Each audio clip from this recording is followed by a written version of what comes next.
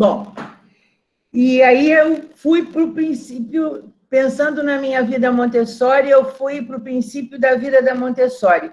Hoje, muitas pessoas já conhecem a vida da Montessori. Ela nasceu numa cidadezinha chamada Chiaravalle, que eu visitei há muitos anos atrás. Quando eu fiz bodas de prata, eu fui viajar pela Itália.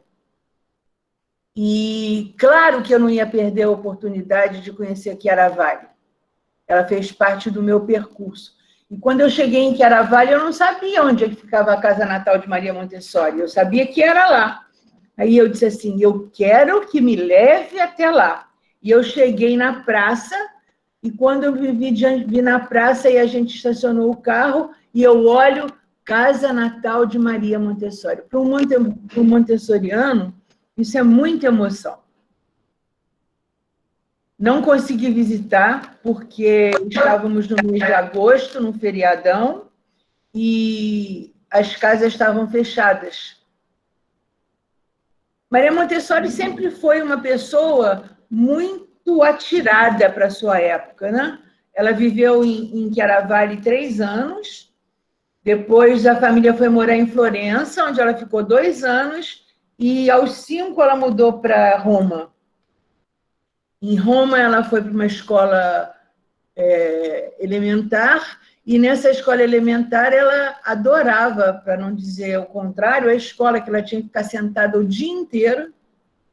Num dos seus livros, ela depois descreve que as cadeiras eram como coletes que impediam as carteiras eram como coletes que impediam o movimento. Ela tinha que ficar sentada ali, escutando as pessoas falarem só. Quando ela terminou o ensino médio, ela fez uma escola técnica na área da matemática e ciências contábeis, e dali ela ingressou na faculdade do que corresponderia para nós hoje, bacharelato em ciências. Nesse bacharelato em ciências, e quando ela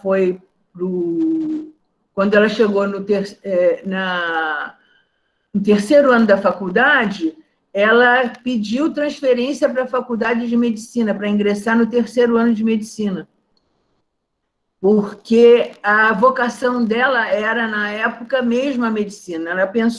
Primeiro ela pensou que ela fosse ser astrônoma, como o avô. Depois ela pensou que ela fosse para a área da matemática, que ela gostava da matemática.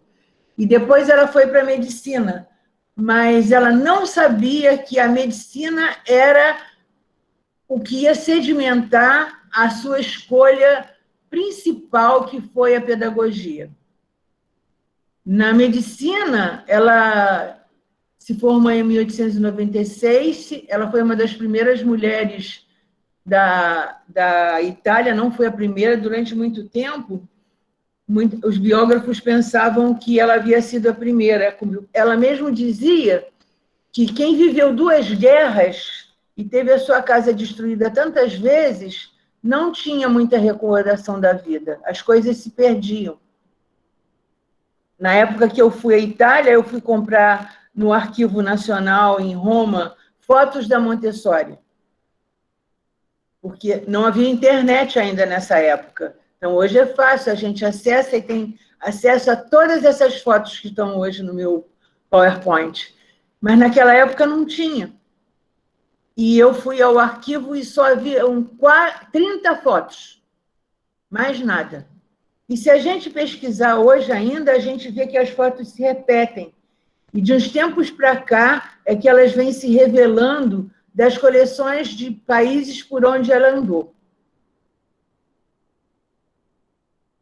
Ela sempre teve um caminho arrojado até a sua morte. Ela foi uma mulher muito guerreira em todas as suas questões. Ela foi a mãe, era uma professora, era feminista e queria para a filha um caminho diferente do dela. E quando ela escolheu a medicina, ela foi a sua maior incentivadora, embora o pai não a aprovasse muito. Então, ela sai da faculdade de medicina e vai trabalhar no Instituto Ortofrênico de Roma, onde ela conhece o pai do filho Mário Montessori, que era o Giovanni Montesanto. Eles não se casam porque, segundo a família dos dois, eles eram jovens, tinham uma vida promissora, e uma criança para interromper a carreira dos dois, aquilo não era interessante. A Montessori é separada do Mário, mas ela continua sendo a benfeitora dele, a vida dela toda, até que depois, eu vou deixar para contar depois, ela declara que ela é a mãe dele, muito tempo depois. Essa foto que nós temos aqui foi quando ela, no Instituto Ortofrênico, tem um sucesso com as crianças que tinham dificuldade de aprendizagem, eram os descapacitados, os idiotas, como diziam na época. Eles fazem uma prova no governo e eles têm um resultado melhor do que as crianças que eram tidas como normais. Antes disso, para ela conseguir que essas crianças fossem para o Instituto Ortofrênico, ela havia defendido, num congresso, que a causa da doença mental daquelas crianças era muito mais um problema da educação do que da saúde. Porque nos manicômios onde eles ficavam, eles não tinham nenhum estímulo. E há uma cena num filme que eu adoro, que é Montessori una vita per i bambini, que teve a curadoria do Ópera Montessori, então é romanceado, mas ele tem muita verdade da vida da Montessori. Ali tem uma cena em que o menininho brincava com os farelinhos de pão, porque aquilo era a única coisa que ele tinha para brincar. A pessoa que toma conta da sala diz que ele faz aquilo porque ele tem fome. E ela diz, não, ele está imaginando alguma coisa, está brincando. A Casa dei Bambini ficava num conjunto habitacional, onde as famílias dos operários moravam, e quando os pais saíam para trabalhar, as crianças ficavam sozinhas em casa e ficavam soltas. E o Instituto do Bem-Estar Comum de Roma, então, que fez o conjunto habitacional, chamou a Maria Montessori, pelo sucesso que ela havia tido com essas crianças, para que ela montasse ali uma escola como ela pensava que tinham que ser as escolas. A Casa dei Bambini, que é na Vila de São Lourenço, ainda existe até hoje, ela foi a primeira escola Montessori no mundo. E ela não foi dirigida, ela foi criada pela Montessori. Ela chegou naquele conjunto, e na Vila de São Lourenço, e ela começou a cortar pé das cadeiras, das mesas, tirar a porta das estantes. Muitos pais marceneiros ajudavam a construir os materiais que ela criava. Ela tinha estudado a obra do Itard, do Segan, que foram dois médicos que se dedicavam a tratar de crianças com problemas, problemas de surdez, problemas mentais. O Itard foi quem escreveu O Selvagem de Aveyron, que conta a história do menino lobo achado nos arredores de Paris, na floresta de Aveyron. E também existe um filme que fala do menino lobo, O Selvagem de Aveyron. E ele observou que havia, pelos sentidos, levava a recuperar alguns dos comportamentos humanos, porque quando ele foi encontrado, os comportamentos dele eram de um lobo, porque ele tinha sido acolhido por um lobo.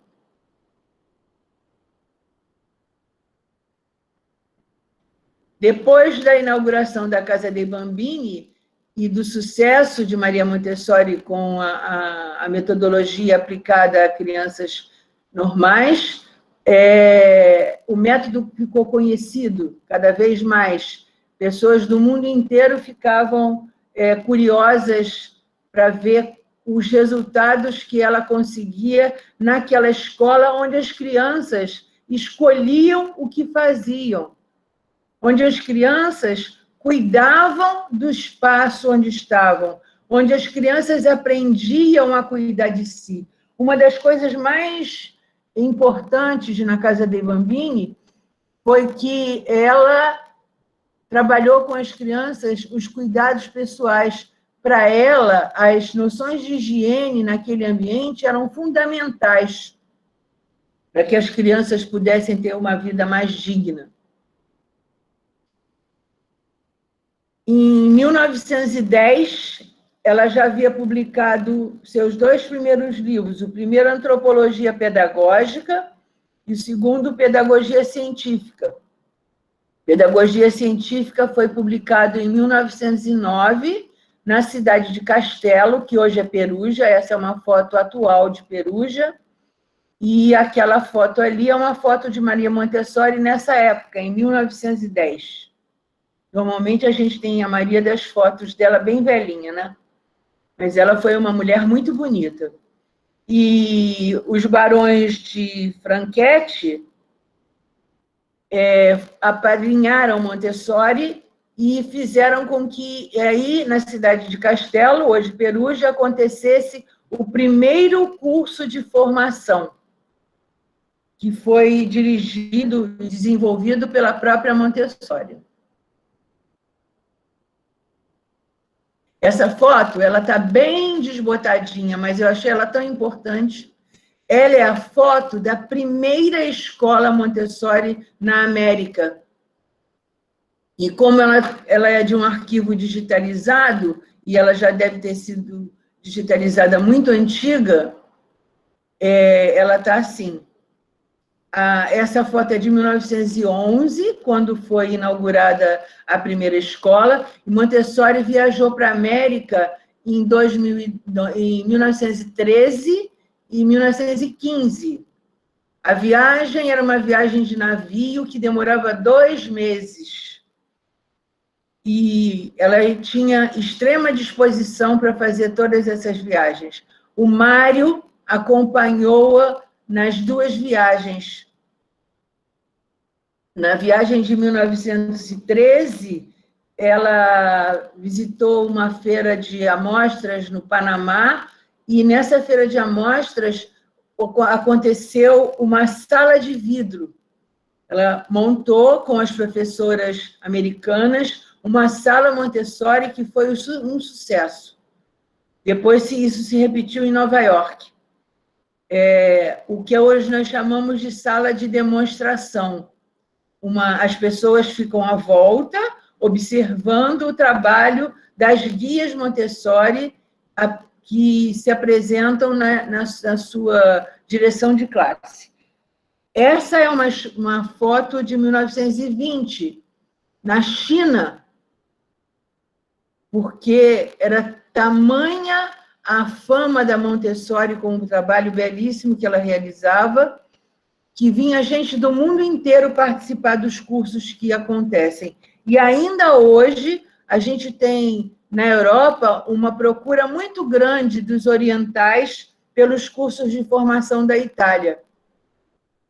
As 2 ou 3, eu já fui à Itália acho que 3 vezes, 3. E sempre visito os centros internacionais. E sempre encontro nos cursos de formação com meninas da Coreia, do Japão, da China.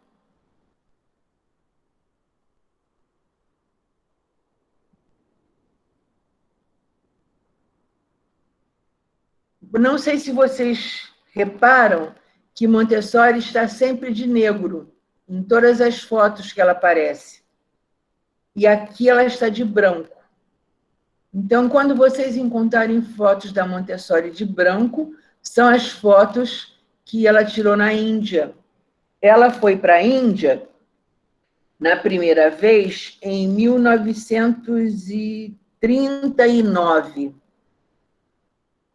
para dar um curso, ficar por lá 3 meses. Ficou 7 anos.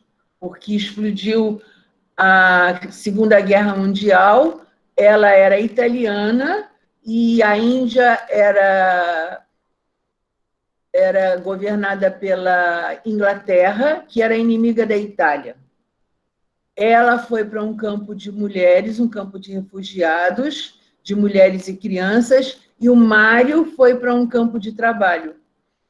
E ela tentou fazer com que... Ela recorreu com todas as pessoas que ela podia, usando a fama que ela tinha adquirido com o trabalho dela, que ela queria ficar perto do filho, principalmente porque ela não dominava o inglês. E ele era o tradutor dela em todos os cursos. Ele fazia muita falta com ela. O Gandhi intercedeu junto às autoridades da Índia e ela, então, reconheceu o Mário como filho pela primeira vez e eles puderam ficar juntos. Essa foto é numa escola em Godaicanal. E ela está de branco, porque na Índia o luto é o branco. E vocês vão me perguntar por que ela andava de negro e de luto. Ela veste luto desde que o pai do Mário a abandona.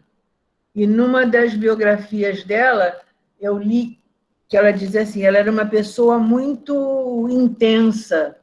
E ela diz assim, pior do que ser abandonada pelo homem amado é descobrir que ele não era quem você pensava. Então, a dor dela do abandono era descobrir que ele havia sido levado pela família a não reconhecer o filho, a não se responsabilizar pelo filho e não assumir a relação dos dois. Depois que o Mário nasce, ele reconhece o Mário, mas quando eles se separam, ele não reconhece. Montessori, hoje, está espalhada pelos todos os continentes. Até na Antártida, havia uma escola Montessori, não sei se ainda existe, para os filhos das pessoas que serviam nas estações dos países, de pesquisa dos vários países que têm estações de pesquisa na Antártida. Então, vocês veem que aqui faltou o Chile tem, e a Bolívia também não está aqui. Esse mapa, ele é do aniversário de 100 anos da Casa dei Bambini. Hoje já está muito mais espalhado na África também, Austrália, Nova Zelândia, Japão, pelo mundo todo nós temos escolas montessorianas. E há sempre uma identidade. Onde você chega, você reconhece uma escola Montessori, porque uma escola Montessori tem sempre a identidade montessoriana, que vocês vão perceber à medida que a gente for conversando. A primeira foto é a foto de um jardim de infância no Japão. Eles dizem que é o melhor jardim de infância do mundo, mas eles dizem isso porque é uma excelente escola, sim. Eu tive a oportunidade de visitar quando eu fui na viagem pedagógica com a Unesco ao Japão. É maravilhosa, mas é mais reconhecida porque ele tem uma arquitetura premiada. Ele é um círculo. Todas as salas dão para esse gramado imenso, e aqui em cima é um terraço onde as crianças brincam. Elas sobem por uma escada e descem de escorrega. E as árvores atravessam o telhado e tem espaços, acho que esse aqui é um dos espaços que tem a árvore surgindo do telhado. Essa outra fotografia a seguir é na Índia. Essa terceira é no Tibete. O Tibete tem uma organização que se chama Tibetan Childrenville, que cuidou das crianças na época em que a China invadiu o Tibete. Eles ganharam do Ópera Montessori, essa organização, um prêmio por Maria Gervolina, porque esse trabalho era um trabalho maravilhoso. As crianças mais velhas, como nas colinas do Tibete, só ficaram os velhos e as crianças que não tinham ido para a guerra. E as crianças mais velhas começaram a cuidar das crianças pequenas. E elas começaram, as mais velhas começaram a ensinar para eles. Depois, o Educadores Sem Fronteira entrou para treinar os mais velhos para que desenvolvessem a metodologia e a filosofia Montessori. Aqui nós temos uma foto de uma escola na Nova Zelândia. Esse é outro trabalho dos Educadores Sem Fronteira, aqui embaixo, na África, chama-se Canto da Esperança. E é um trabalho também onde educadores de todo o mundo vão para a África treinar professores para as escolas Montessori desse grupo e levam dos seus países de origem materiais para montar as escolas. Essa aqui eu coloquei para a gente lembrar que nessa sua viagem fugindo das guerras, Montessori viveu também em Barcelona. E numa das viagens que eu fiz com a Diálogos, nós fomos a Barcelona. Não visitamos uma escola Montessori, mas visitamos uma escola que já havia sido montessoriana. E em muitas das escolas que nós visitamos, que seguiam Reggio Emília, nós víamos os materiais montessorianos utilizados como provocação. A seguinte é uma escola pela qual eu tenho um carinho especial. É a Seton Montessori, em Illinois, nos Estados Unidos. A Seton foi fundada por uma brasileira chamada Selma Perry, que esteve no Brasil em 2005 para fazer um curso de formadores Montessori, que eu tive, acho que é o privilégio de participar. Eu digo sempre que, sem sair do Brasil, eu tive os melhores formadores do mundo. Eu tive como formadores montessorianos a Thalita de Almeida, que é uma formadora internacional. Foi com ela que eu fiz a minha primeira formação, de verdade. Depois eu tive a Selma, e no grupo da Selma, os Estados Unidos, American Montessori Society, tem um prêmio para os montessorianos que se dedicam a divulgar a metodologia, a filosofia, fazer formação.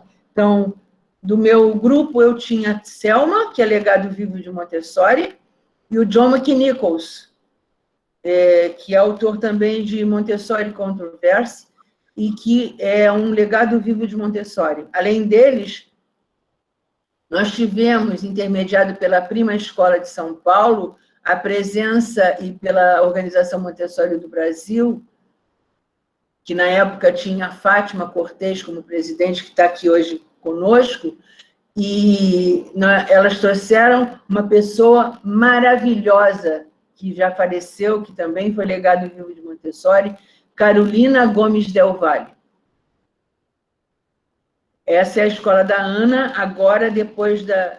A Ana é a filha da Selma, e a Selma já está com 88 anos, e hoje quem dirige a escola é a Ana Perry. E a última foto, para alegria nossa, é uma foto do jardim de uma escola pública no município de Camaquã.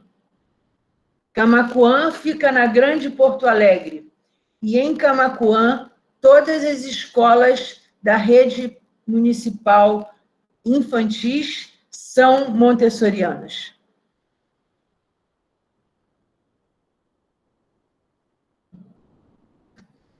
E todas as pessoas dizem pelo mundo que Montessori é para os ricos.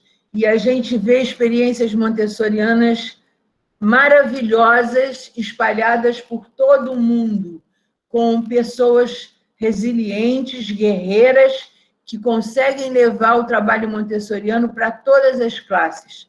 Muitas vezes eu vejo que as pessoas têm pressa, querem resolver as coisas muito rápido. E montar uma escola Montessori, mesmo que seja uma escola privada, não é um trabalho fácil. É um trabalho árduo, a gente tem que fazer muitas escolhas, muitas vezes a gente tem que esperar vários anos para conseguir ter um material. Nos Estados Unidos, hoje a gente tem um trabalho para um programa junto às escolas públicas, é um programa muito forte. No Japão, a gente já tem o Fuji, que é uma escola de classe média e classe média alta. No Chile, tem a instituição Hogar de Cristo, que mantém escolas Montessori para crianças de 0 a 6 anos por todo o país, com crianças, com professores treinados pelo Centro de Estudos Montessori do Chile. E o Chile tem um programa que ele tem escolas que são privadas, mas são subsidiadas pelo governo. Eu tive a oportunidade de visitar no Chile tanto uma escola do Hogar de Cristo, quanto uma escola subsidiada pelo governo. Ele paga uma porcentagem do valor da anuidade da escola para a escola, e a escola cobra um valor diminuído para a família. Essa escola ficava em Putaendo. A Eliane, eu acho que não sei se foi comigo, mas a Marisa, a Marina foi comigo nessa visita a Putaendo, dessa escola. Eu estava lá também. Estava, Eliana. Uma escola lindinha. Aí eu já falei do Tibete antes de eu vir, e do que eu tenho orgulho de falar é do trabalho de Camaquã, e agora o trabalho de Bagé. O trabalho de Bagé, a rede municipal vem sendo treinada pela minha amiga Carla Ramires, que lidera um grupo de professores que vai para Bagé fazer o treinamento de toda a equipe da educação infantil desse município. Agora, com a pandemia, o trabalho não está continuando, mas acredito que, em breve, a Carla está com um curso online, não sei se daqui a pouco ela está com um curso online para Bagé também. Ela também tem rodinha nos pés, sabe?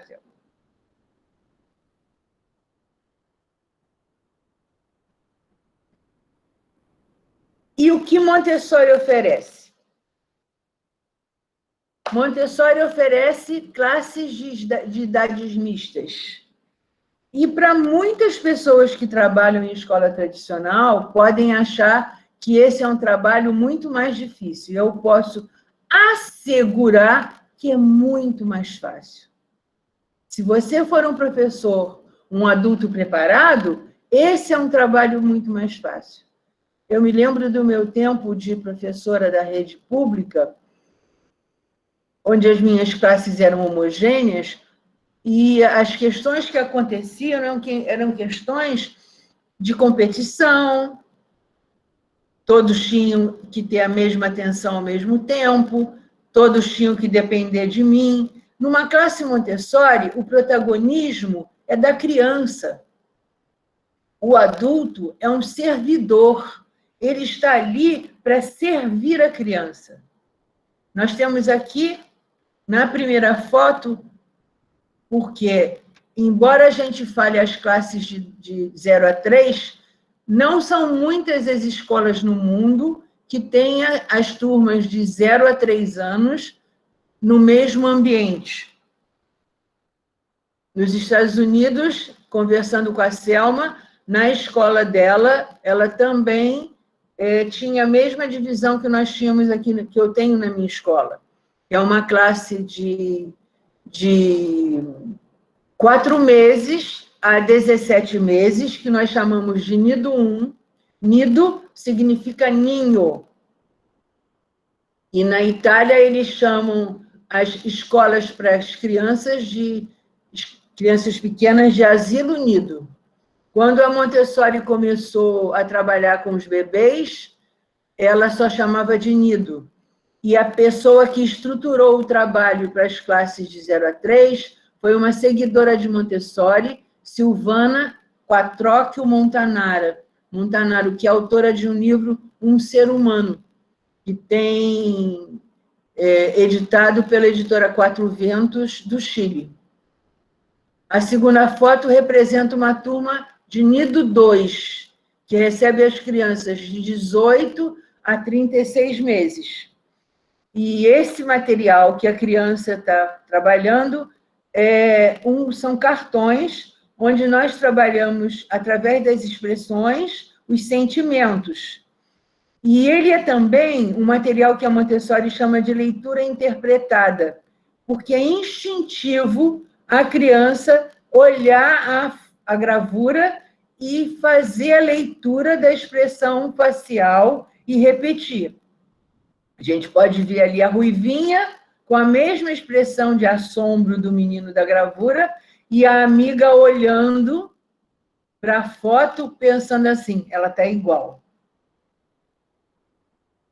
Vocês observem que em cada momento, em qualquer desses ambientes, as crianças estão, a gente diz, trabalhando. Na realidade, esse trabalho é uma brincadeira, mas é um trabalho muito sério. Porque a brincadeira é o trabalho da criança. Com essa brincadeira, esse trabalho que ela faz, a gente usa muito a expressão trabalho, ela vai se construindo. Ela se constrói integralmente. Aqui a gente vê um material de enfiar na posição horizontal. Então, existe esse cuidado com o material. Aqui é um trabalho da área de educação sensorial, numa classe de 3 a 6 anos. E esse material se chama Sólidos Geométricos. E é um material para desenvolver o sentido da palpação, o sentido estereognóstico. Então, é por isso que ele usa uma venda.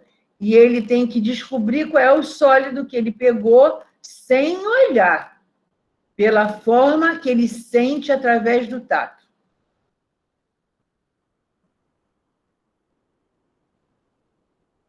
Montessori oferece classes de idades mistas de 6 a 9 e 9 a 12, no ensino fundamental 1, de 12 a 15, que são as crianças do fundamental 2, e o ensino médio, de 15 a 18. Nas classes de 6 a 9 e de 9 a 12, existe um trabalho que é também um fundamento da metodologia Montessori, que é o trabalho da educação cósmica. A Montessori tinha uma visão cósmica do mundo, uma visão de que, normalmente, nas nossas classes tradicionais, nós temos uma visão partida do mundo. Se você pegar qualquer livro de geografia para crianças do Fundamental 1, você vai ver que a gente vai da parte para o todo. O bairro, depois o município, depois a cidade, depois o município, depois o estado, e aí vai no país, e para chegar no mundo só chega normalmente no Fundamental 2. E como é que a gente quer que esse indivíduo que está se transformando no homem que ele vai ser, aprenda a cuidar de um planeta? Se ele tem um olho para cada parte. Será que ele se sente parte desse planeta? Foi isso que Montessori pensou. Foi isso que ela percebeu no campo de refugiados, com as crianças de várias nacionalidades, que elas se integravam maravilhosamente bem, embora os países delas estivessem em guerra. Então, surgiu na mente de Montessori a ideia do trabalho de educação cósmica quando a criança chega por volta dos 6 anos e ela tem um pensamento mágico. Eles adoram histórias de heróis, o pensamento mítico, as lendas. E que história mais linda a gente tem para contar para as crianças do que a história da Terra, do que a história do homem, do que a história dela. Essa história é contada todos os anos nas classes e se chamam grandes histórias, ou fábulas Montessori para outras pessoas.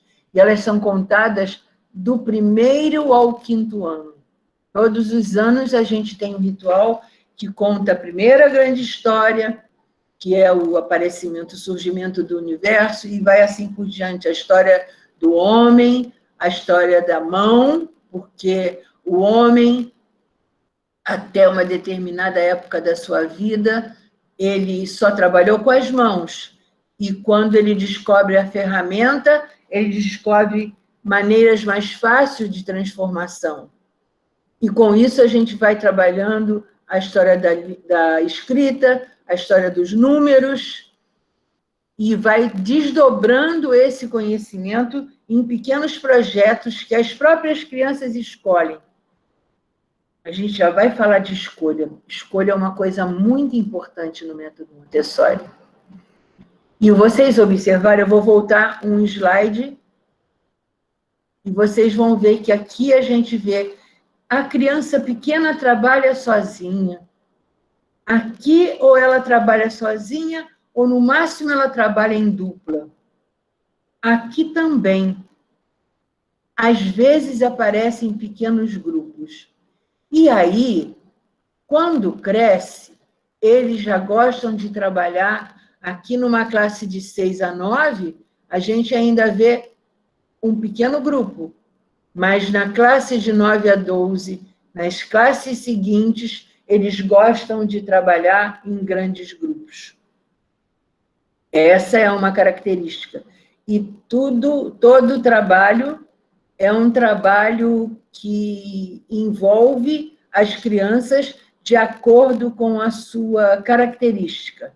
Montessori chamava cada etapa desse, que ela coloca essa idade do agrupamento, nós temos aqui um plano de desenvolvimento, com as características psicológicas, motoras, desenvolvimento cognitivo das crianças de 6 a 12 anos. As mesmas características no outro plano de desenvolvimento, de 12 a 18 anos. E os ambientes, eles são preparados de acordo com as características desse grupo.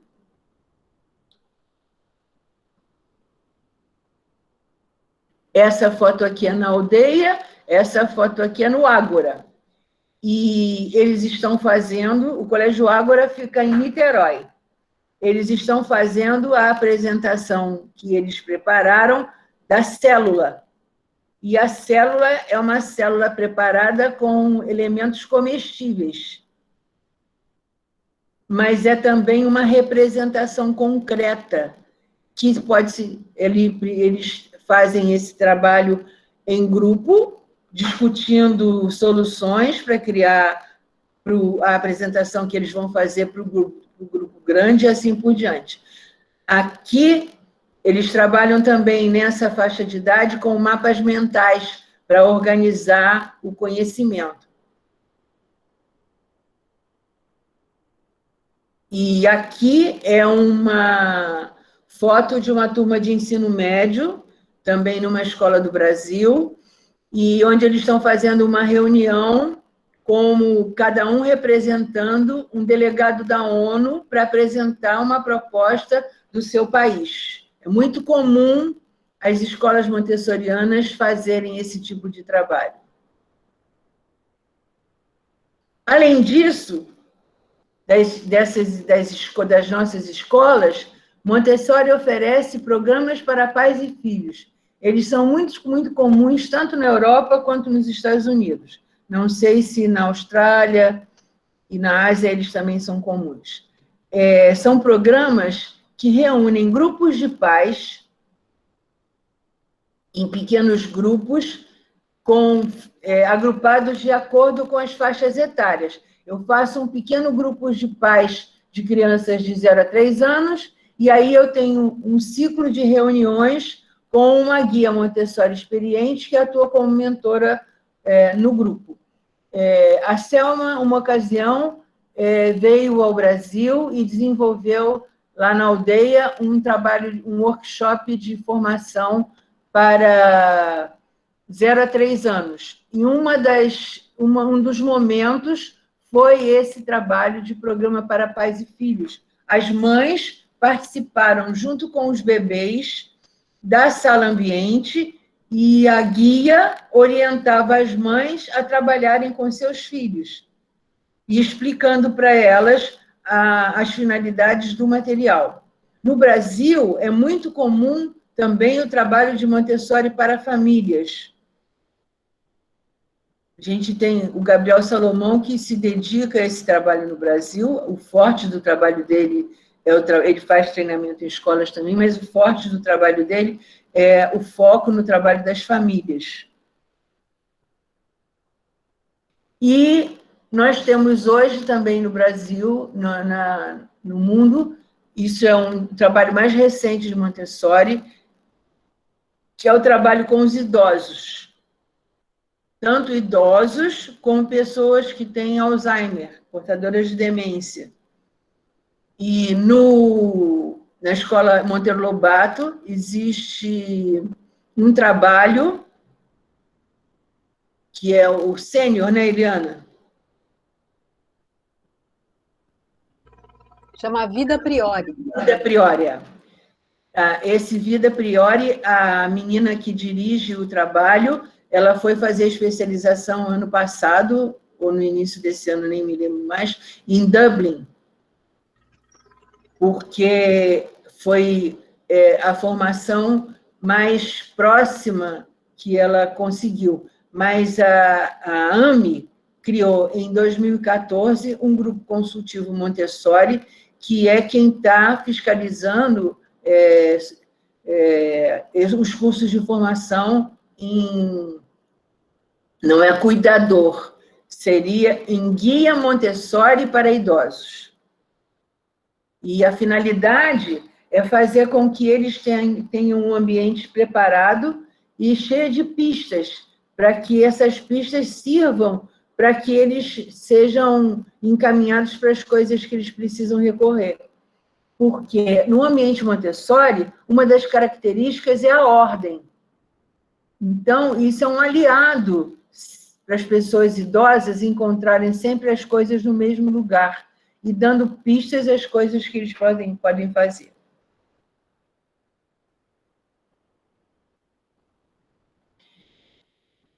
Mas como colocar em prática nessas escolas, nesses ambientes para os idosos e nessas reuniões com os pais ou em Montessori para a família, tudo que Montessori nos deixou? Montessori nos deixou uma teoria. Eu acho que muito mais do que uma metodologia, é uma teoria. A teoria da Montessori é que a educação ela ajuda a vida com base na ciência. Eu tenho que saber o que aquela criança, qual é a janela de aprendizagem que está aberta naquele período com aquela criança, para que eu possa oferecer a ela o que vai nutrir a curiosidade dela. Porque ela vai chegar na sala e vai encontrar objetos que têm que encantá-la. A professora Montessori ela tem que ser encantada com a vida. Ela tem que se encantar com cada conquista que a criança faz, com cada coisa que ela descobre na natureza, com cada momento que ela pensa em algum material. Ela tem que ser como a criança, se nutrir de curiosidade e nutrir a própria curiosidade para levar isso tudo para a criança. Porque a professora, que com esse conhecimento vai conseguir fazer essa prática de educação como ajuda à vida. Diferente das outras escolas, se a gente perguntar por que a criança tem que aprender determinadas coisas, ela vai dizer que é para fazer prova. E é muito comum a gente escutar das nossas crianças que eles aprendem porque eles querem conhecer, porque eles querem saber, porque eles querem descobrir coisas novas, que eles acham muito legal. E quando eles escolhem alguma coisa, eles fazem um mergulho profundo no que eles querem. Uma filosofia. Eu acho que isso é o presente dessa descoberta que ela deixa para a gente. A criança constrói o homem. A criança é o elo entre as gerações. Muitos de nós que trabalham com as crianças raramente olhou para a criança como se ela fosse um adulto, como se ela trouxesse um adulto dentro dela. Mas é bom a gente pensar nisso. Ferramentas. As ferramentas Montessori são as ferramentas da qual precisa se apropriar o adulto que vai gerenciar uma classe Montessori. E gerenciar uma classe de idades mistas. Saber dirigir esse espaço, dirigir 3 grupos de idades distintas, saber que não vai apresentar todos os materiais. É muito comum o professor novato ficar perdido quando ele acha que ele tem que apresentar cada material para cada criança. Na sala, são muitos os professores. Como eu tenho crianças, por exemplo, na classe de 3 a 6, de 3, 4 e 5 anos, os de 5 são professores para os outros. Os de 4 são professores para os de 3.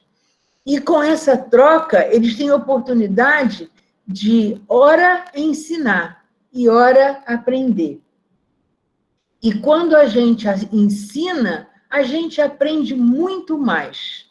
Essa troca enriquece o processo de aprendizagem da criança, o processo de autoeducação, porque ela escolhe trabalhar com um amigo e ajudar o amigo, e naquela ação, ela desenvolve o seu potencial.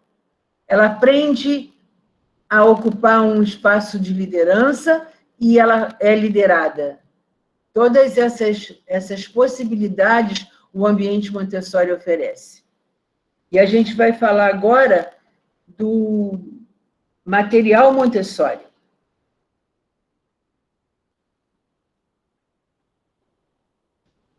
Esse é um ambiente preparado para crianças de 4 meses a 17 meses. O que tem que aprender uma criança de 4 meses a 17 meses?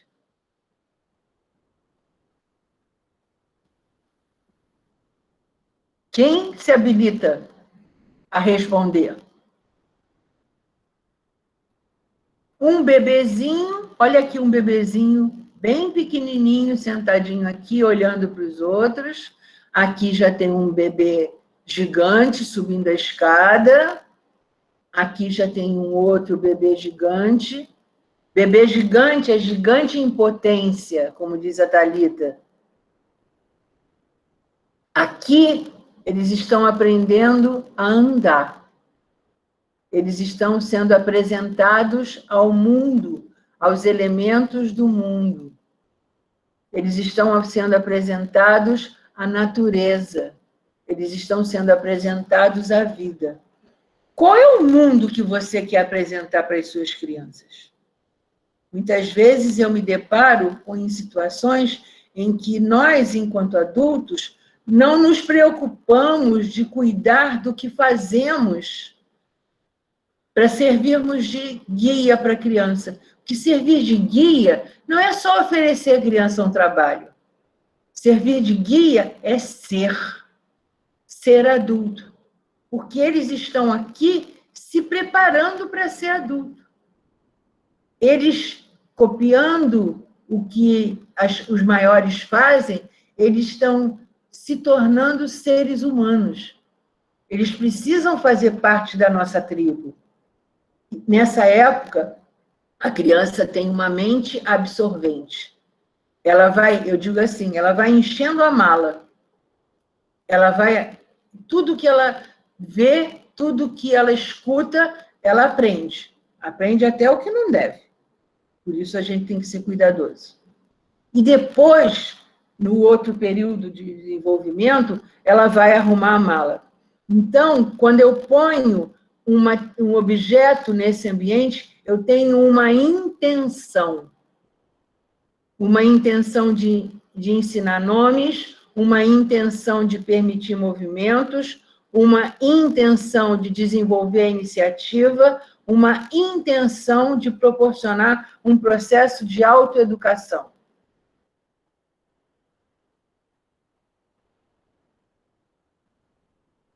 Aqui a gente tem crianças de 1 ano e pouquinho comendo sozinhas. E elas conseguem fazer isso. Porque elas têm oportunidade de treinar. Faz sujeira? Faz, mas é tão gratificante quando eles conquistam essa habilidade.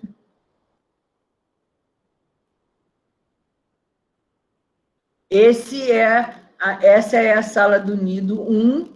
Na minha unidade, a aldeia tem 3 unidades, 2 no Meier e uma em Jacarepaguá, que é um bairro da Zona Oeste. O Meier é um bairro da Zona Norte.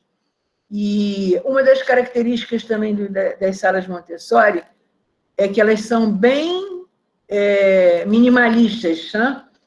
A gente não tem um excesso de estímulo, porque quando você tem um excesso de estímulo, você atua para que a criança não consiga desenvolver a sua concentração.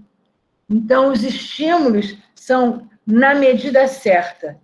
Em Montessori, a gente procura atuar fazendo as coisas na medida certa. Eu tenho tantas crianças, então vou precisar de tantos materiais, eu preciso de materiais que estimulem essa habilidade, essa competência, então eu vou organizar naquele espaço uma quantidade de material que a criança seja capaz de ajudar a organizar, que ele não fique espalhado pelo ambiente oferecendo risco, e que ele seja adequado às habilidades e competências que ela precisa desenvolver. O ambiente seguinte é o ambiente das crianças de 18 a 36 meses.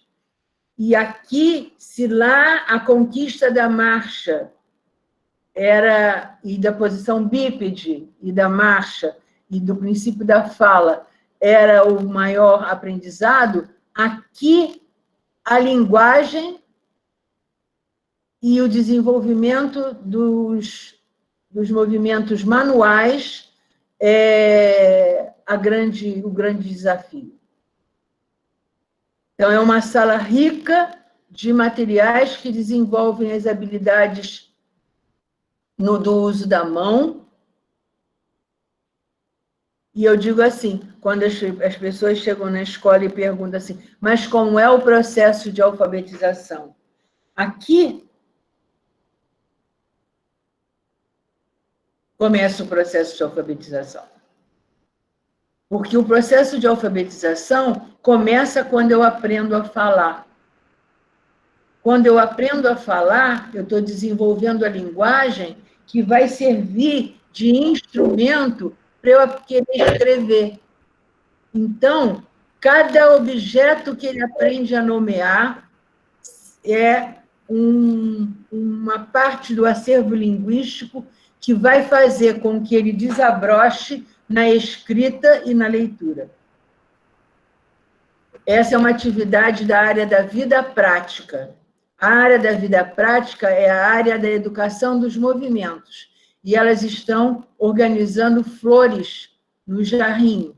Depois que elas organizam as flores na jarrinha, elas vão colocar, elas escolhem o lugar. Normalmente as meninas gostam de botar jarrinho de flores nas mesas. A outra atividade é transpor líquido com o auxílio da esponja. Então, ele tem uma esponja macia que ele põe dentro da bacia, ela fica cheia d'água, ele tira de uma bacia e põe para outra e espreme. Conforme ele está espremendo, ele está exercitando os músculos da mão. Aqui no meio, nós temos um trabalho de trabalhar a apreensão palmar para refinar em seguida a apreensão digital. Aqui, essa foto que eu amo, é o lanche. Nós fazemos uma atividade que se chama cozinha experimental. E, nesse dia, a cozinha experimental foi um bolo. Foi um bolo. E foi chá. E ela está servindo chá. E o chá está quente. Há todo um cuidado para servir o chá. E aqui, essa criança, se ela tiver 3 anos, 3 anos e pouquinho, não me lembro que época que foi, que a idade de corte é em março, então ela pode ter até 3 anos e pouquinho. Eles só mudam de classe em cada princípio de ano. Esse também é um material de alfabetização. O que é escrever? Escrever é representar com signos, com as letras, o mundo. Então, ele representa o objeto concreto, faz a correspondência com o cartão, que é a representação bidimensional. Aqui é tridimensional. Aqui ela está relacionando os animais com os cartões dos animais e está aprendendo o nome dos animais. Vocês veem que vai se repetir o material e vai ter usos que vão abrindo um leque de desenvolvimento em cada momento.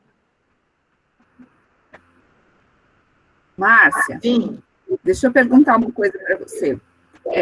Se alguém quiser fazer alguma pergunta, pode pôr aqui no chat para você, a gente vai respondendo, só para eu ver como que tá os seus slides. Boa vontade. Tá, só para ver o tempo de slide que você ainda tem e para ela abrir. Tem poucos slides, porque eu falo muito em cada um. Pessoal, se vocês quiserem pôr aqui as perguntas, para a gente fazer. Aqui, porque acho que a pessoa compreende melhor. Podem perguntando, tá bom? Tá joia, Márcia. Essa é uma sala para crianças de 3 a 6 anos.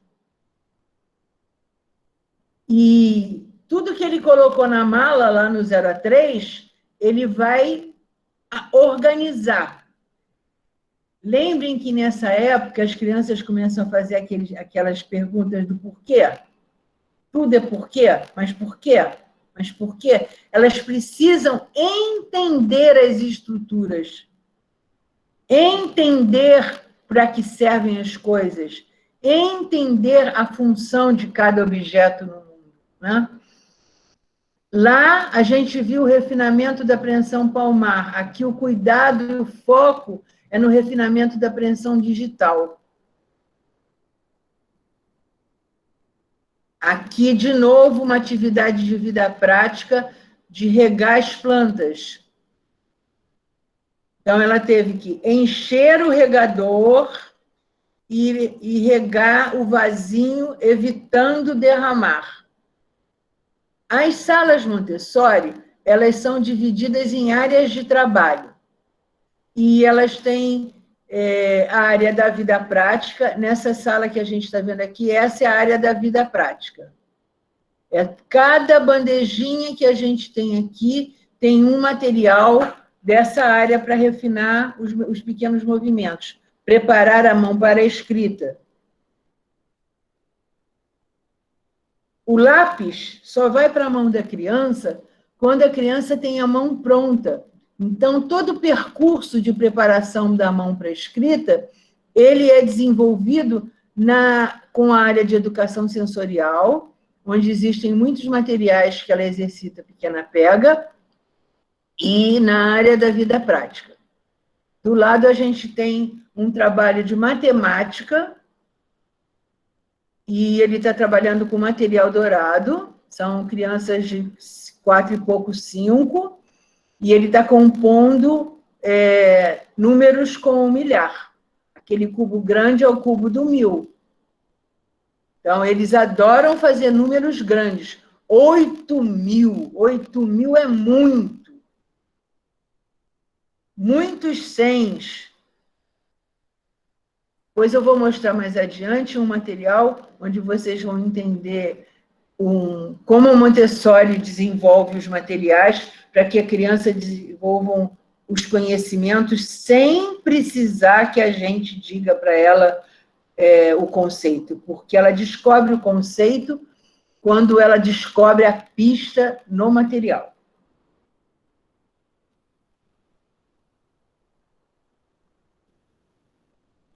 Aqui ainda a sala de agrupada 2, e aqui a gente tem um foco na área da linguagem.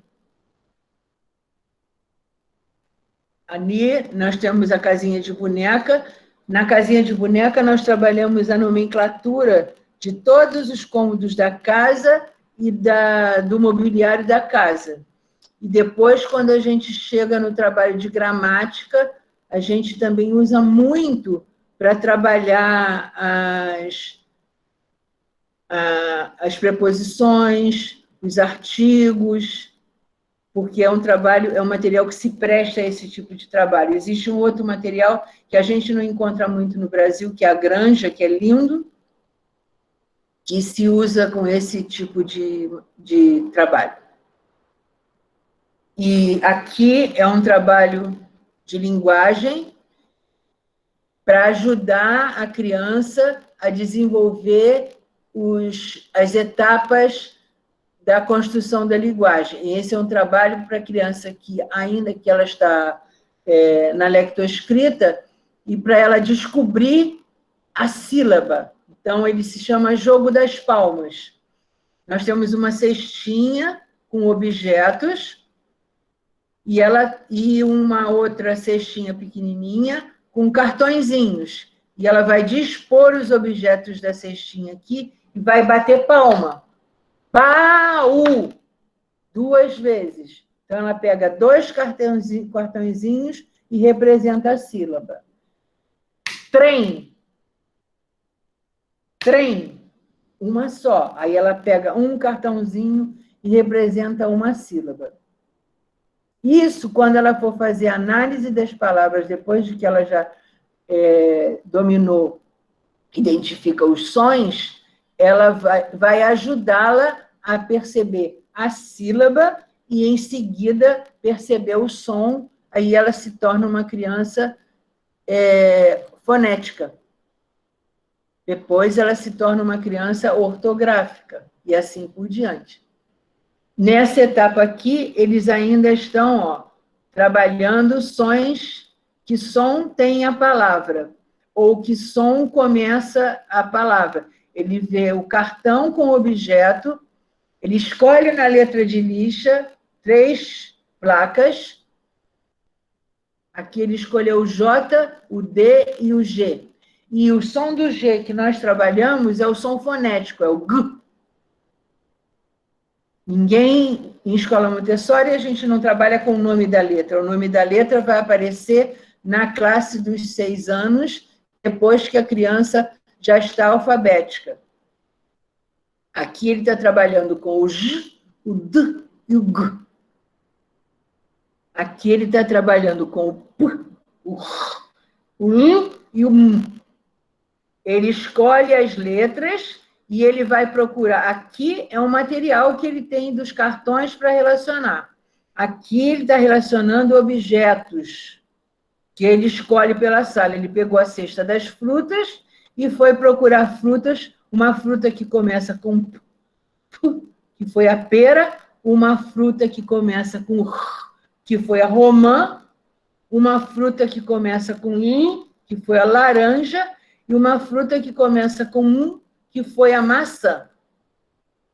E quando nós apresentamos as letras para as crianças dizendo os sons, numa segunda apresentação, nós apresentamos também o movimento, que é reproduzido no tabuleiro de areia, que é esse material aqui. E ele é muito interessante, não está usando lápis, mas está escrevendo. E errou, dá uma sacudidinha e começa tudo de novo. Errou, dá uma sacudidinha. Então, como a criança tem uma natureza que ela procura a perfeição, muitas vezes ela faz o desenho da letra várias vezes até ela ficar satisfeita com o trabalho dela. E ela só usou o tabuleiro dando uma sacudidinha. Essa daqui é a área da linguagem dessa sala.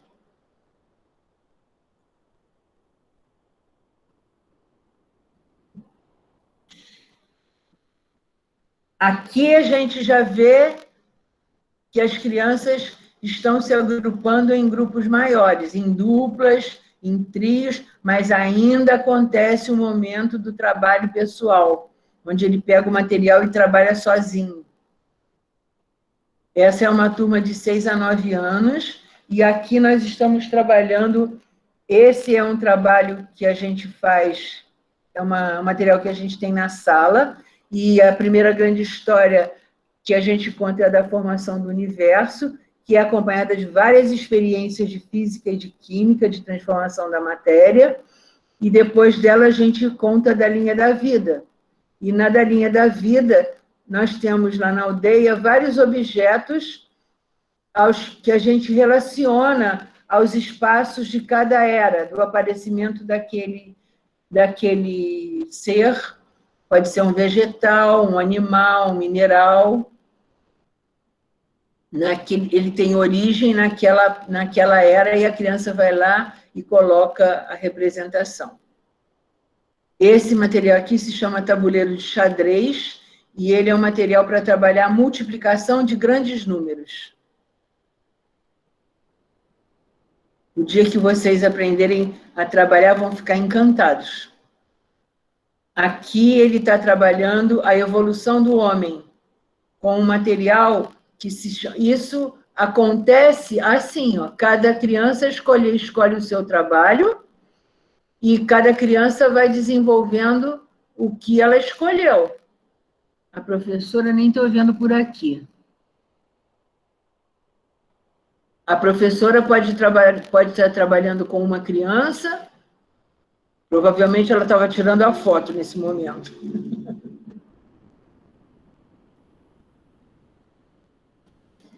Aqui, esse material se chama nomenclatura classificada. Então, a criança tem uma gravura, um texto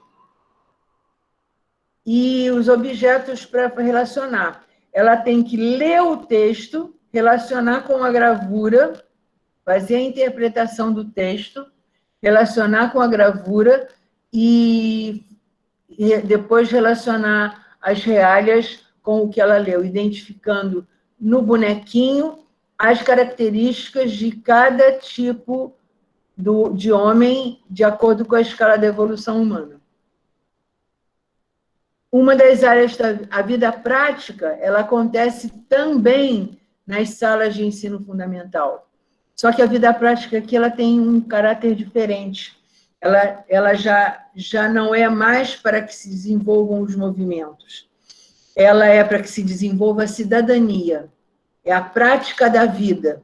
Cada criança tem uma responsabilidade para zelar por esse material, por esse ambiente. Se todos usam, todos são responsáveis para cuidar. Aqui a gente tem outra nomenclatura classificada, que, se eu não me engano, é sobre o Sol.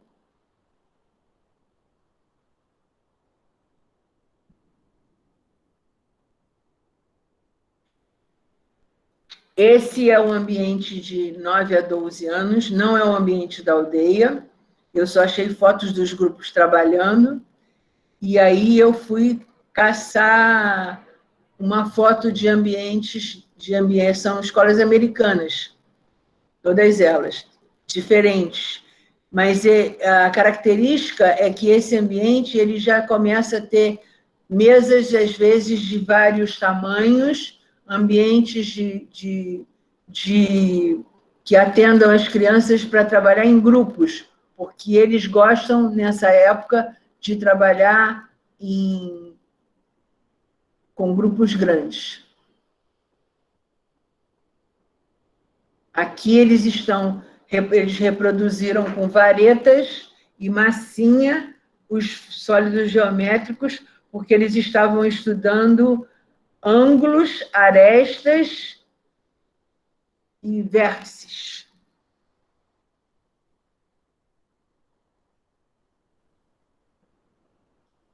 Então, não é porque cresce que deixa de usar o material concreto, que, na realidade, a criança, até os 12 anos, ela precisa da representação concreta. Ela só tem a capacidade de abstração concretizada por volta dos 12 anos. E quantas vezes a gente teve que fazer com os nossos alunos, das escolas ortodoxas pelas quais passamos, que eles tivessem que aprender sem usar o material concreto. Sem usar o material concreto, não se formam esquemas mentais para a criança entender os conceitos. E a diferença do material concreto da Montessori é que ele é um material científico. Então, ela cuida da conservação da massa, da representação do conceito de uma forma com que ele não se modifique com cada material que você usa quando ele é um material descontínuo.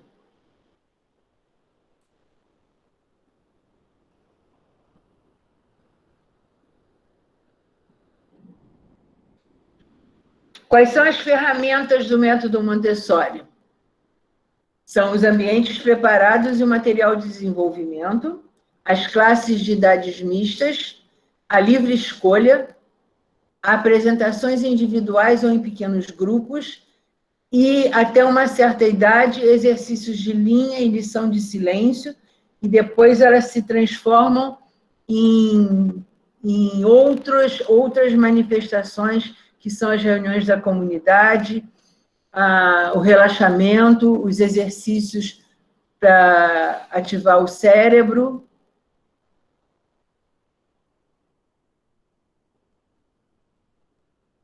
Bom, eu não sei se eu vou conseguir, eu acho que eu vou conseguir o meu intento. Eu aqui fiz um caminho para que vocês entendam o material, esse material que está aqui, que é um material icônico, é a Torre Rosa, ele é um material que ele entra numa sala de crianças com 3 anos. Porque o material sensorial, ele foi criado para essa classe. Hoje em dia, ele já é apresentado para algumas crianças, quando a gente fala do material Montessori avançado, nas classes de 0 a 3 anos, para as crianças que precisam desse uso, porque já estão adquirindo a compreensão necessária para usar esse tipo de material. A criança tem que ter uma certa ordem, tem que ter uma certa concentração para que ela possa entrar no material sensorial. Então, a Torre Rosa, ela tem 10 cubos que variam de 10 centímetros a 1 centímetro.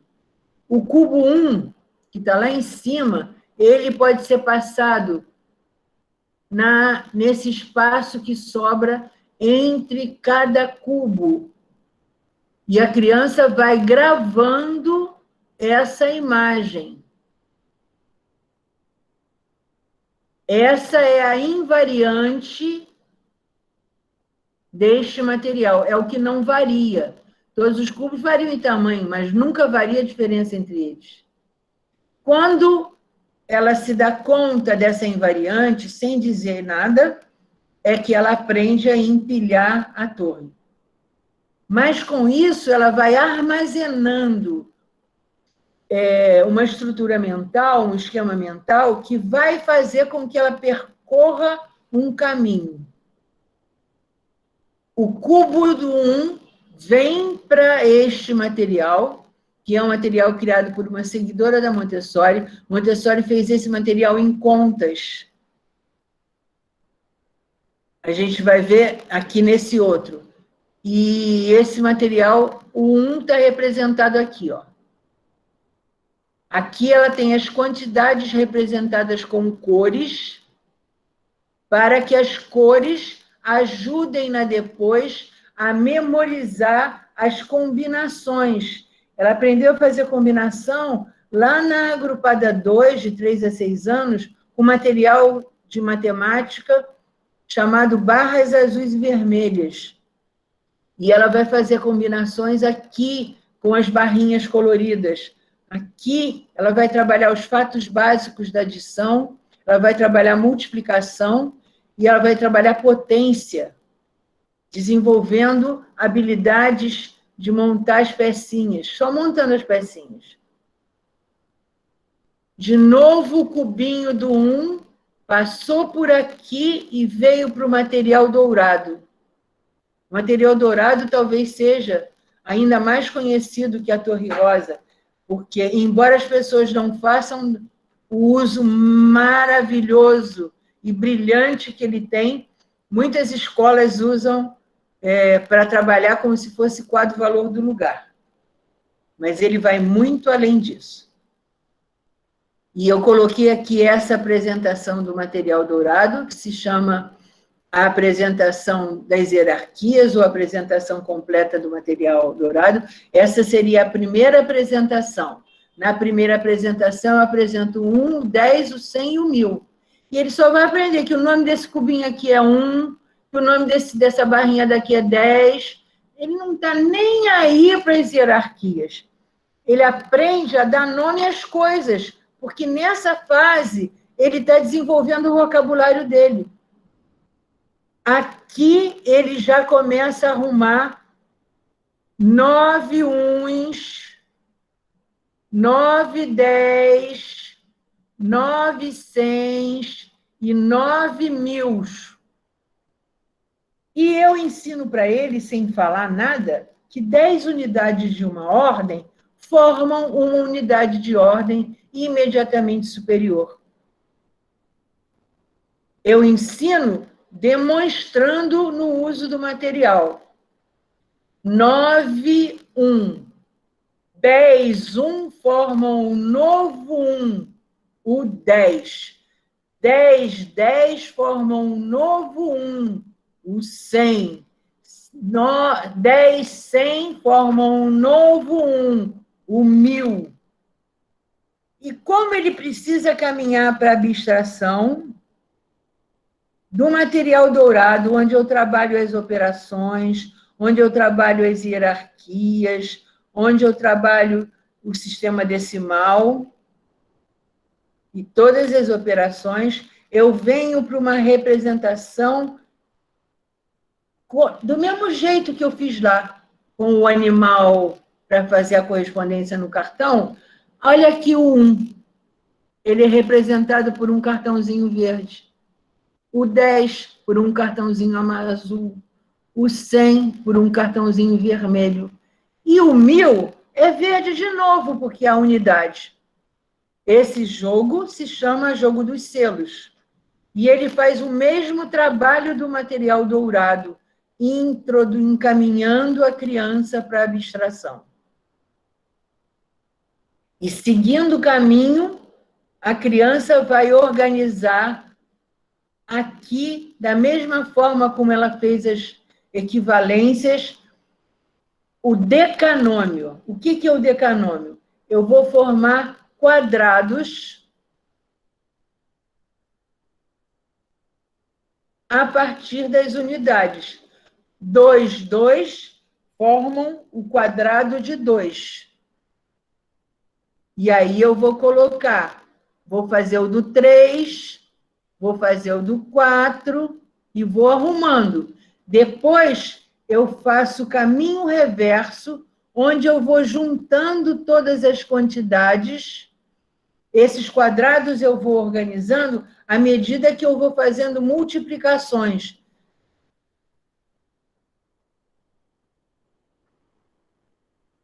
Aqui a gravura não está dando para a gente ver. Ó. Eu tenho na linha de cima todas as multiplicações do 2. 2, 2, 2, 3, 2, 4, 2, 5, assim por diante. E na linha diagonal é que vão ficar formados todos os quadrados.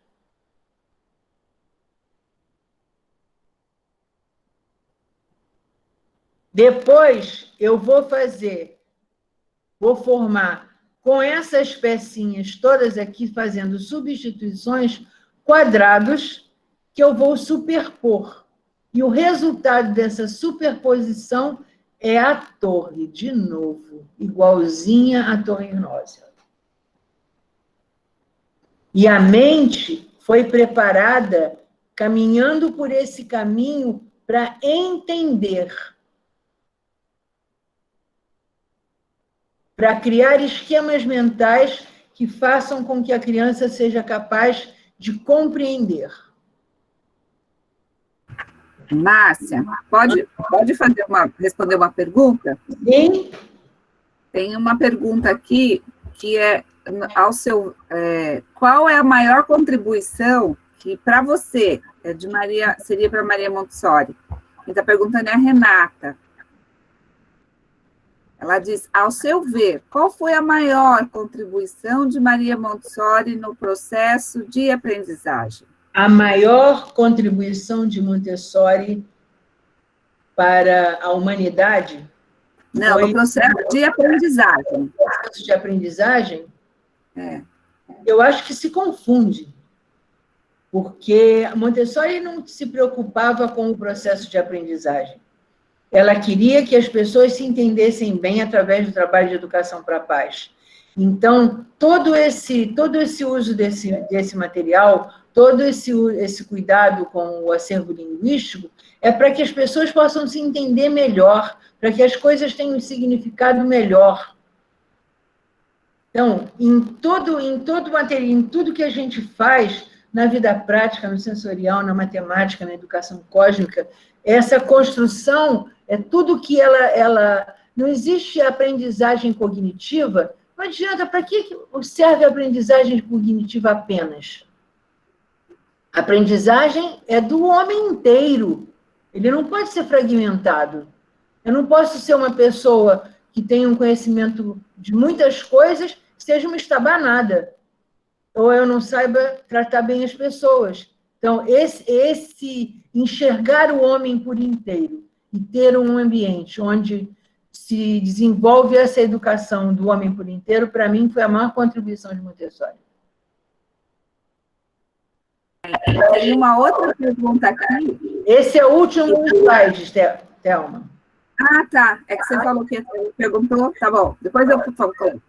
E esse fala da alma da escola Montessori. A criança é a protagonista, mas a alma são os professores. Porque o cuidado que eles vão ter com as crianças, o conhecimento que eles precisam desenvolver para trabalhar, para oferecer para as crianças todas essas oportunidades de trabalho, ter a noção exata do que precisam, de como devem se relacionar, de esperar o movimento da criança, de observar a criança, de seguir a criança, só professores preparados são capazes de fazer isso. Eu tenho uma amiga do Chile, que é a Helena Yang, e ela diz que uma professora Montessori só está pronta depois de 10 anos. Porque é quando você amadurece mesmo.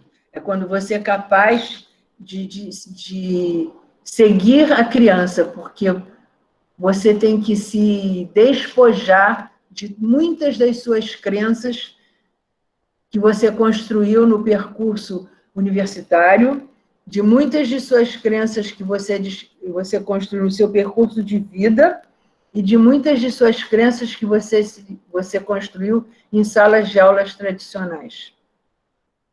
Porque quando você chega numa escola Montessori, você não é mais o centro. Você é um servidor. Você está ali para servir a criança, para servir a família, para servir a humanidade. Porque é do nosso trabalho que está sendo construído o futuro. Se a gente não olha para essa criança e vê o homem, a gente não se apercebe da importância e do privilégio de ser um professor montessoriano.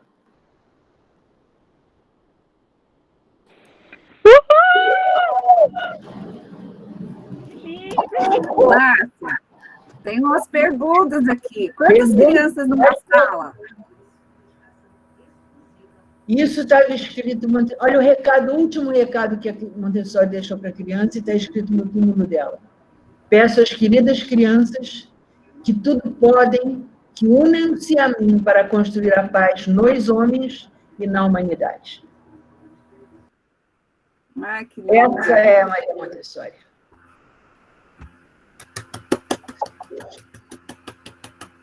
Márcia, elas perguntaram qual o número de criança por sala. Depende do tamanho da sala. Ah, é? Ó, menina, não há uma quantidade determinada por grupo? Não. Se eu tenho uma sala pequena, eu tenho poucos alunos. As associações Montessori internacionais dizem que o ideal são 3 metros quadrados por criança. No Brasil, é muito difícil você ter numa escola salas muito grandes, quando as escolas não foram construídas para serem escolas. Existem muitas escolas que são adaptadas em casas. Na minha unidade do Meyer, as minhas salas foram reformadas e eu tenho salas de educação infantil com 75 metros quadrados. E eu posso pôr nessas salas até 25. Com 20, parece que a sala está vazia. Porque eles precisam de espaço para se movimentar. Quando a gente tem uma sala menor, existe um limite de número de alunos. Então, eu tenho sala com 18, sala com 16, depende do tamanho da sala. E Márcia, aí, tamanho da sala, número de adultos, não são muitos adultos. A gente tem, eu acho que a nossa herança escravagista faz com que a gente tenha um monte de auxiliares. E aí a gente tem crianças dependentes. e Márcia, oi, amore. Só para lembrar que muito importante nesta classe, que você já disse, 3 metros quadrados por criança e tudo mais, é que tem que haver um equilíbrio entre o agrupamento. Sim. Um pouquinho de 3, um pouquinho de 4, um pouquinho de 5. Tudo na medida certa. Né? E Montessori é tudo na medida certa. Se eu tiver uma sala com muitos de 5, a professora vai enlouquecer. Se eu tiver uma sala com muitos de 3, ela também vai enlouquecer. E se for com muitos de 4, ela vai ser uma sala cansativa. Porque os de 4 não tem a quem seguir, tem poucos de 5. Não, na medida. São muitos quando a gente tem esse equilíbrio na sala. Tudo na Obrigada, medida. por lembrar. Um equilíbrio entre essas configurações, né, Márcia? Eu não sei se a gente está equilibrada ou desequilibrada depois dessa aula que você deu. Nossa, uma profundidade assim sobre a Maria Montessori. Primeiro, na segunda, eu acho que o Joey, com aquela fala dele, né, da visita que ela vai. Dele. E aí você agora com essa força, Márcia, eu acho que eu estou meio desequilibrada, nem saí para pegar a cerveja, vou tomar a cerveja agora em casa. Eu não sei se a gente tem mais alguma pergunta, mas eu já queria te agradecer demais a generosidade de dar essa aula para a gente. Acho que essa potência que é a Montessori, a gente ouvindo de você, assim, isso ainda ganha mais sentido e mais força. Quero te agradecer muito a todo mundo que está aqui conosco, são mais de 80 pessoas, por essa noite de sexta-feira linda. Obrigada a todas as amigas que vieram aqui hoje. Muito obrigada. Palmas para vocês. Palmas para você, lindo. Aqui tem muita gente que está nessa longa caminhada como eu há muito tempo. Obrigada, muita gente. Diretora do Ágora. Márcia, parabéns. Gosto muito de ouvir você. Que beleza. Coisa, olha, maravilhosa. Tá? De parabéns. Eu me emociono ouvir você. Obrigada. Tá? Um abraço grande. A edição do livro da Selma Pelli no Brasil, o marido dela traduziu. É um livro dedicado à educação infantil, ao conhecimento do mundo e à educação infantil. Helena Bosio é vice-diretora da Monteiro Lobato, onde tem a Vida Priori, que trabalha com os idosos. Minha amiga também de muitos anos. E muitas das minhas professoras, as que fazem a minha aldeia ter vida. A elas é o meu agradecimento. Obrigada. Pessoal, eu quero agradecer demais a gente terminar a noite. É uma aula, a Márcia tem muito a ensinar, ela tem uma experiência aí de muito tempo de paixão, por isso tão detalhista, tão cuidadosa e tão disponível. Márcia, obrigada mesmo, que a gente possa ainda aprender mais com você, porque sabe o quanto você carrega aí de bagagem, de experiência e de conhecimento. A todos que ficaram conosco aqui, nós somos 82, um brinde a Maria Montessori e a vocês, educadores, que numa sexta-feira, às 9h10, continuam estudando. Em Portugal, então, deve ser madrugadíssima. A Joana deve estar... Da manhã. Uma da manhã. Obrigada, Joana. Pela presença conosco e de unir também... Obrigada, eu. Obrigada, gente. Bom feriado. Obrigada, Mariana. Obrigada, Thelma. Obrigada, Fabi. Tchau, gente. Obrigada. Tchau, tchau, gente. Obrigada, gente. Tchau. Beijo, beijo. Tchau, tchau. Tchau, tchau. Beijo, tchau. Tchau, tchau.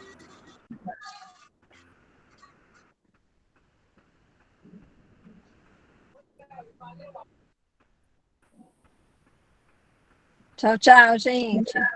Tchau.